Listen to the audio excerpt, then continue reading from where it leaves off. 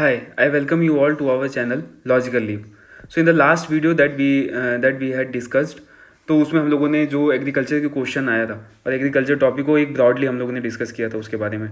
Actual में there is some problem like sometimes I record and this screen recording doesn't gets saved.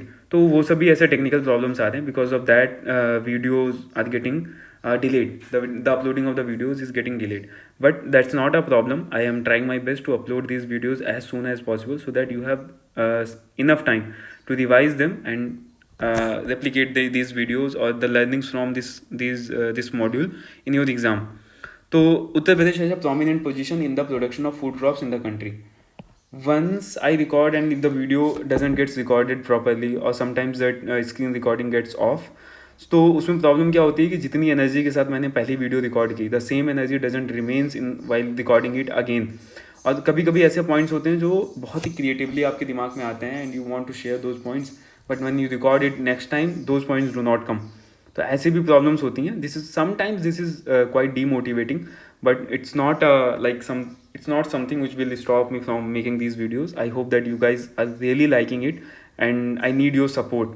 So like it and like send it to your friends and spread this like anything.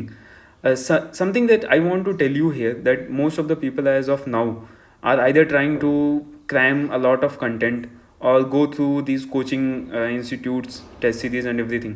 But I can promise you only and only one thing, that's your brainstorming, your ability to generate points by using syllabus, by connecting one or two points, by using common sense. That's going to help you.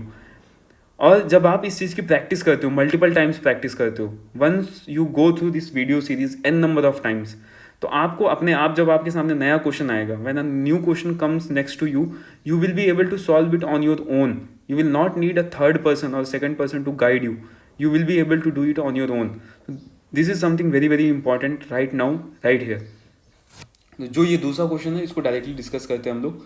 I will try to connect it with the topics that we have discussed earlier, जो भी हम लोगों ने that we have gone through earlier, जैसे कि mineral हो गया, जैसे कि आपका टूरिज्म हो गया, और उनसे भी कनेक्ट करते हुए, और जो भी हम लोगों ने नोट्स इसके पहले जो भी नोट्स हम लोगों ने देखे थे एग्रीकल्चर के ऊपर, तो उससे भी कनेक्ट करने की कोशिश करूँगा. तो उत्तर प्रदेश है prominent position in the production of food crops in the country. Evaluate. So 2/3 of the UP falls under the alluvial plain belt. जब मैंने मिनरल बताया था तो उसमें एक फैक्ट बताया था कि 51,000 स्क्वायर किलोमीटर का एरिया वही बुंदेलखंड में है, बाकी का एरिया जो है वो एलुवियल प्लेन में है. तो वही बात यहाँ पे भी हो जाती है. अगर मैं चाहूँ तो यहाँ सीधा डेटा लिख सकता हूँ कि 1,89,000 square kilometres alluvial plain belt में. लेकिन यहाँ पे एक होशियारी दिखाओ कि आप 2/3 लिख दो. 2/3 of the UP, 1/3 of the UP is in the has mineral belt and dominated by the Bundelkhand region. जब आप बुंदेलखंड का आंसर लिखना या फिर जब आप मिनरल के ऊपर आंसर लिखना, तो वहाँ पे 1/3 यूज़ कर लेना, यहाँ पे 2/3 यूज़ कर लिया. इसके पहले वाले क्वेश्चन में जो हम लोगों ने इंट्रोडक्शन यूज़ किया था, वहाँ पे बोला था granary of UP, granary of India. Uttar Pradesh is the granary of India. और उसके साथ में कुछ पॉइंट्स को कुछ डेटा, कुछ फैक्ट्स के थ्रू उसको जस्टिफाई करने की कोशिश की थी हम लोगों ने. यहाँ पे पूछा था has a prominent position in the production of food crops. Simple सा एक इंट्रोडक्शन बनाया कि 2/3 of the Uttar Pradesh is involve in this 2/3 of the Uttar Pradesh area alluvial plain belt, जहाँ पे खेती हो सकती है, एग्रीकल्चर हो सकता है. एंड इसमें एक और जोड़ सकते हो आप कि 60% of यूपीज population is dependent on agriculture. That's why agriculture holds a very prominent position and a lot of crops are being produced in Uttar Pradesh. तो क्रिएटिव होकर के आप अच्छा इंट्रोडक्शन बना सकते हो. Prominent position in the production of food crops. मैं नहीं चाहता हूँ आप किसी भी चीज़ को रटने की कोशिश करो. I want you to use your brain as much as possible. तो सबसे पहले ये सोचना है कि कौन से क्रॉप जो होते हैं वो आसानी से आपको रिकॉल हो जाए, आसानी से आपको याद हो जाए और आप आंसर लिख लो. व्हीट सबसे ज़्यादा largest producer in India, contribute 30% of the national output. Rice second largest producer है. शुगर केन और पल्सेज. अब व्हीट, राइस, शुगर केन और pulses, this is something that you consume on a daily basis. Wheat आप रोज खाते हो, rice आप daily consume करते हो, शुगर केन हो गया, पल्सेज हो गया, this is something which you consume on day to day basis.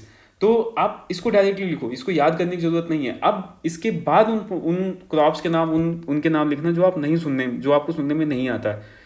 तो मैं ये याद करने के लिए नहीं जाऊँगा व्हीट, राइस, शुगर केन और पल्सेस. मुझे जो चीज़ याद करनी है कि ये कितना प्रोड्यूस करता है उत्तर प्रदेश. जैसे largest producer in India, contribute 30% of the national output. Rice में सेकंड लार्जेस्ट प्रोड्यूसर है। डिस्ट्रिक्ट जो ईस्टर्न यूपी के हैं, गोरखपुर, बलिया, वाराणसी, ये सिग्निफिकेंट कंट्रीब्यूटर है। Sugar cane beneficiary of green revolution, देखो कितने क्रिएटिवली इसको यूज कर लिया ग्रीन रेवोल्यूशन वाले पॉइंट को। ये देखते एग्जामिनर आपको हाफ मार्क्स को गारंटीड ज़्यादा देने वाला है। 45% of India's production sugarcane जो उत्तर प्रदेश प्रोड्यूस करता है। Pulses, UP is a major producer of अरहर हो गया, उड़द हो गया। की region Bundelkhand and eastern UP, इसका पल्सेज का प्रोड्यूसर है। तो 4 क्रॉप्स के नाम आपको तो एकदम टिप्स पे होने चाहिए, wheat, rice, sugar cane, pulses. Wheat में लार्जेस्ट प्रोड्यूसर हो जाता है, राइस में भी एक मेजर कंट्रीब्यूटर है, शुगर केन में तो वेस्टर्न यूपी है ही है आपका। अगर आपको नहीं समझ में आ रहा है कि फर्स्ट रैंक है, सेकंड रैंक है, थर्ड रैंक है, कौन सी रैंक है, कितना परसेंटेज है, क्या है, अगर ये डेटा नहीं भी लिख रहा, नहीं प्रिपेयर किया आपने, तो मेजर प्रोड्यूसर आप लेकर के आओ। Uttar Pradesh is a major producer of pulses. जब मैं वैल्यू ऐड वाला कंटेंट लेकर के आऊँगा, ये तो है ही है आपके लिए वैल्यू ऐड, इससे ज़्यादा वैल्यू ऐड आपको करने की जरूरत भी नहीं है। लेकिन अगर आपको बहुत ही स्पेसिफिक फैक्ट्स, डेटा, ये सब चीज़ें चाहिए, गवर्नमेंट स्कीम्स, तो there also I will bring a value add content, और उसमें हम लोग ये जब डिस्कस करेंगे तो इन क्वेश्चन के साथ इंटीग्रेट करके मैं डिस्कस करूंगा। ऑयल सीड, अब ये कुछ लोगों के लिए डिफिकल्ट हो सकता है इसको याद करना कि ऑयल सीड का भी उत्तर प्रदेश एक मेजर प्रोड्यूसर है। आगरा, अलीगढ़ और मथुरा का जो एरिया है ऑयल सीड का प्रोड्यूसर है। अगर ये क्वेश्चन यूपी स्पेशल का है तो इसमें हम लोगों को ऐसी चीज़ें यूज़ करनी है जो एक परसेप्शन बिल्ड करे एग्जामिनर के अंदर कि हाँ ये यूपी स्पेशल का ही आंसर लिख रहा है। तो आगरा, अलीगढ़, मथुरा, जब मैंने पल्सेस की बात की तो ईस्टर्न यूपी, बुंदेलखंड की बात कर ली। जब शुगर केन की बात की तो वेस्टर्न यूपी लिख करके आया मैं। जब राइस की बात की तो गोरखपुर हो गया, बलिया हो गया, वाराणसी, इनकी बात की। मेज और कोर्स ग्रेन का भी मेजर प्रोड्यूसर है। Food security and fodder production के लिए मिर्जापुर, सोनभद्र और Jaunpur. Vegetable and horticulture crops, अगर if you have seen the first video in this series जो एग्रीकल्चर के ऊपर है, तो उसमें हम लोगों ने एक जो क्वेश्चंस का डिस्कशन किया था, उसमें जो ब्रॉडली देखा था क्वेश्चंस को, उसमें हॉर्टिकल्चर क्रॉप के ऊपर एक डायरेक्ट क्वेश्चन पूरा क्वेश्चन पूछ रखा है वहाँ पे। तो यहाँ पे हम लोगों ने एज अ पॉइंट के फॉर्म में लिख दिया। तो ये याद रख लेना हॉर्टिकल्चर क्रॉप के लिए फर्रुखाबाद। अच्छा, फर्रुखाबाद से एक और नाम याद आ रहा होगा आप लोगों को, फिरोजाबाद। फिरोजाबाद किसके लिए फेमस है, कमेंट में लिखना, मैं बता भी देता हूँ वैसे, लेकिन if you can pause this video at this point और उसके बाद कमेंट में आप लिख देते हो तो आपके लिए भी अच्छा दिखाएगा कि that you have record this. Firozabad is famous for glass bangles. तो फर्रुखाबाद किसके लिए फेमस है, ये फेमस है पोटैटो के लिए। 15% ऑफ द नेशनल आउटपुट, याद कर लेना, ये बहुत ही इंपॉर्टेंट फैक्ट है, लिख के आओगे ज़्यादा नंबर मिलेंगे आपको। फेवरेबल एग्रो क्लाइमेटिक जोन्स, ये मैंने जब कंटेंट आपको बता रहा था, दे रहा था ये स्टार्टिंग में, तो उसमें भी मैंने बताया था कि ये चीज़ आपके काम में आने वाली है, एग्रो क्लाइमेटिक जोन्स। हो सकता है एग्रो क्लाइमेटिक जोन्स के ऊपर सेपरेट क्वेश्चन ही पूछ लें, इसलिए वहाँ पे एक मैप बनाया था। मैप बना करके सारे एरियाज़ को मैंने पॉइंट आउट किया था कि कौन से 9 एग्रो क्लाइमेटिक जोन्स हैं, कहाँ कहाँ पे हैं, वो सब कुछ मैंने पॉइंट आउट किया था। Diverse agro climatic zones, water availability, extensive irrigation. अब ये वाटर अवेलेबिलिटी वाला, जब इसके पहले फार्मर्स वाला क्वेश्चन हम लोगों ने बात किया था, तो उसमें हम लोगों ने वाटर अवेलेबिलिटी पे इरीगेशन के लिए उसका यूज़ होता है। कैनल बेस्ड इरीगेशन हो सकता है, प्रिसीजन फार्मिंग में वाटर अवेलेबिलिटी का इंपॉर्टेंस जो रहता है, ड्रिप इरीगेशन, ये सब बातें वहाँ पे भी की थी। वाटर सेट मैनेजमेंट हो गया, उसके बाद फिर रेन वाटर हार्वेस्टिंग, वहाँ पे भी ये एसोसिएटेड वर्ड्स हैं। क्यों मैं ये वर्ड्स का यूज़ कर रहा हूँ, ताकि आपको ये रिकॉल करने में आसानी हो कि वाटर अवेलेबिलिटी देखते हैं, जैसे मैं बोलता हूँ आपको कि एक पॉइंट देखा, अगला पॉइंट जनरेट कर लिया आपने, उसी तरीके से यहाँ पे ये एक तरीका है कि वाटर देखते ही मुझे सारे वाटर से एसोसिएटेड जितने वर्ड्स हैं वो याद आ जाएं। Lower Ganga canal, Saryu canal, Sharda canal, year round crop production is ensured. Policy support and subsidy, PM Kisan जो गवर्नमेंट डायरेक्ट बेनिफिट ट्रांसफर करती है फार्मर्स को, प्रधानमंत्री फसल बीमा योजना, यूपी एग्रीकल्चर एक्सपोर्ट पॉलिसी 2019। अब ये एग्रीकल्चर एक्सपोर्ट पॉलिसी पे सीधा सीधा डायरेक्ट क्वेश्चन है। पीएम किसान, प्रधानमंत्री फसल बीमा योजना, प्रधानमंत्री कृषि सिंचाई योजना, ये हम लोगों ने इसके पहले वाले क्वेश्चन में भी डिस्कस किया था, बात किया था। तो यहाँ पे favourable agro climatic zone with fertile soil, Gangetic plains. अब ये इसके ऊपर हो सकता है, फेवरेबल एग्रो क्लाइमेटिक जोन्स के ऊपर सेपरेट क्वेश्चन ही आ जाए, पूरा एक क्वेश्चन आ जाए ब्रॉडर थीम के ऊपर।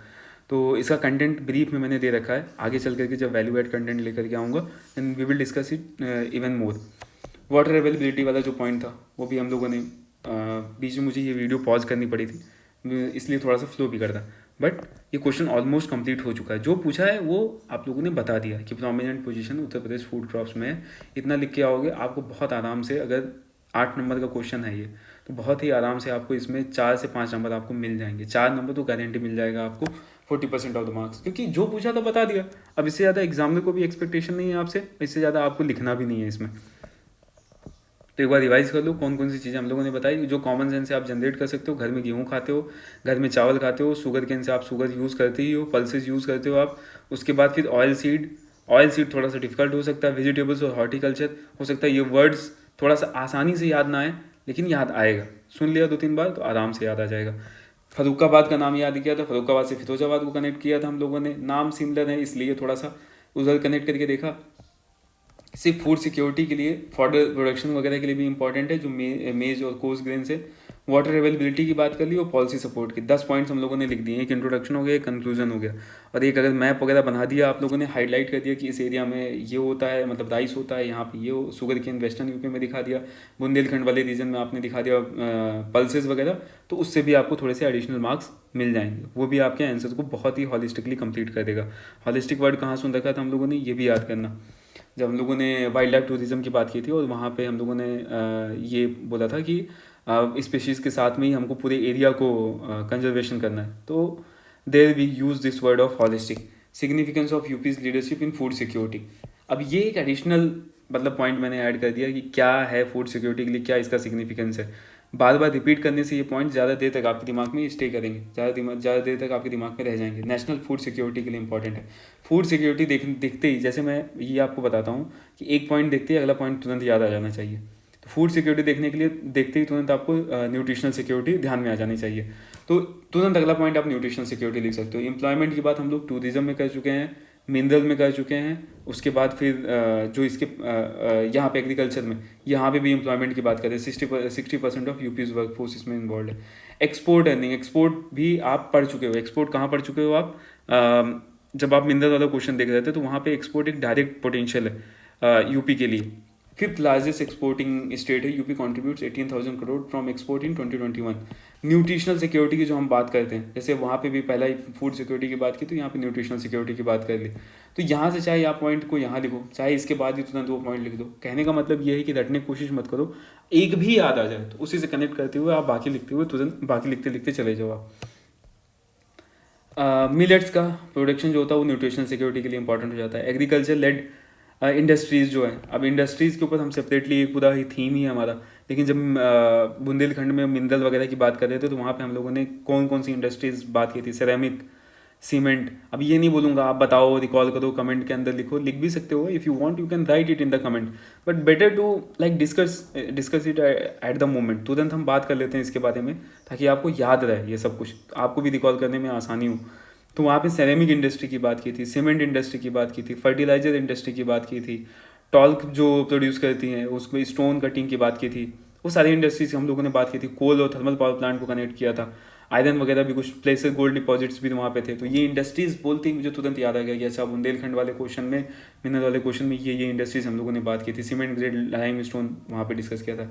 Agriculture led industries, sugar mills in western UP and certain regions of eastern UP are an outcome of significant sugar cane availability. तो जहाँ पे शुगर केन होगा वहाँ पे शुगर प्रोड्यूस ही होगा, तो एग्रीकल्चर लेड इंडस्ट्रीज। लाइवलीहुड की जो बात की थी, MSMEs in food processing industries, either it's pickle और baked food items. Livelihood employment, ये सारी जो एमएसएमई वाला जब मैंने बात किया था आपसे इसके बारे में, employment, economic development, poverty alleviation, MSMEs, किस तरीके से पॉइंट सब साथ में आते चले जाते हैं। तो इंडस्ट्री आया तो तुरंत एमएसएमई का नाम लिख दिया मैंने, और यहाँ पे वेग फूड आइटम्स और रॉ मटेरियल। अगर ये क्वेश्चन 12 नंबर में आता तो सिग्निफिकेंस लिख करके आप ये पॉइंट्स भी लिख सकते हो आराम से। कौन से पॉइंट, फूड सिक्योरिटी होगा, न्यूट्रिशन सिक्योरिटी होगा, एम्प्लॉयमेंट